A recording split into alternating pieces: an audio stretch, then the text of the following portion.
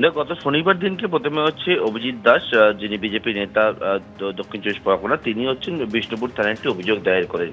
বিষ্ণুপুরে ব্লক 1 এবং ব্লক 2 সেটা মিলিয়ে প্রায় 58 কোটি, এছাড়া গোটা ডায়মন্ড হারবার জুড়ে প্রায় 250 কোটি টাকার এই যে আমফানের দুর্নীতি, সেই দুর্নীতির অভিযোগ তিনি দায়ের করেন।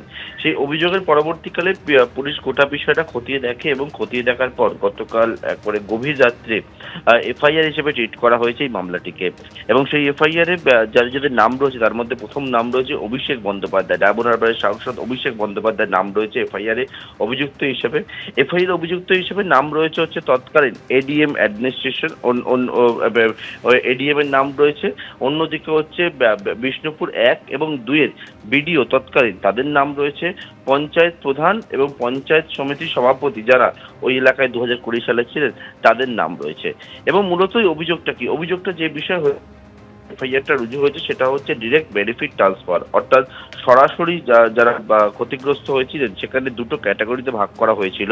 আর আমফান যে ঘূর্ণিঝড়, সেই ঘূর্ণিঝড়ের পর যাদের বাড়ি সম্পূর্ণভাবে ভেঙে পড়েছিল, ক্ষতিগ্রস্ত হয়েছিল বেশিরভাগটাই, তাদের জন্য 20,000 টাকা, এবং যাদের বাড়ি আংশিক ক্ষতিগ্রস্ত হয়েছিল তাদের জন্য হচ্ছে 5,000 টাকা সরকারি তহবিল থেকে, যে বিষয়টা বলা হয়েছিল যে এই টাকা দেওয়া হবে ক্ষতিগ্রস্তদেরকে।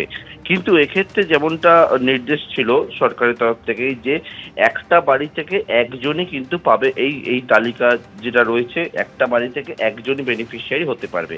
কিন্তু অভিযোগকারীরা দাবি করেন যে তারা লক্ষ্য করেছেন এবং বেশ কিছু প্রমাণপত্র তুলে দিয়েছেন পুলিশের কাছে, যে দেখা যাচ্ছে যে একটা বাড়ি বা সেই বাড়ির বাসিন্দা, তারা হয়তো বাড়ি ক্ষতিগ্রস্ত হয়নি, কিন্তু সেখানে হচ্ছে একাধিকের নামে কিন্তু এইরকম 20,000 টাকা বা 5,000 টাকা করে ঢুকে যাচ্ছে।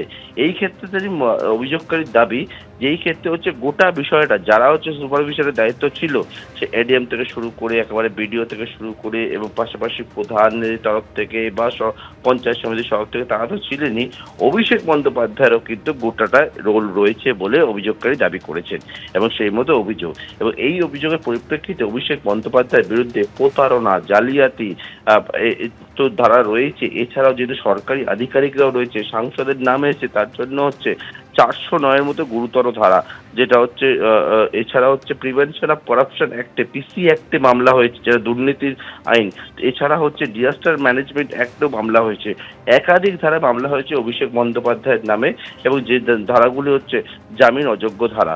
অর্থাৎ এর আগে তুমি দেখেছিলে অভিষেক বন্দ্যোপাধ্যায়ের নামে বেশ কিছু অভিযোগ সামনে এসেছিল। অভিষেক বন্দ্যোপাধ্যায় সিআইডির মুখোমুখি হয়েছে পরপর দুদিন, অভিষেক বন্দ্যোপাধ্যায় ইডির মুখোমুখি হয়েছে। এবারে তারই মাঝে গতকালকে গভীর রাতে অভিষেক বন্দ্যোপাধ্যায়ের নামে আরো একটা এফআইআর হলো। এটা হচ্ছে আমফানের যে টাকা, সেই ফান্ড তাদের দুর্নীতির অভিযোগে। ধন্যবাদ পার্থ। এবিপি আনন্দ, এগিয়ে থাকে, এগিয়ে রাখে।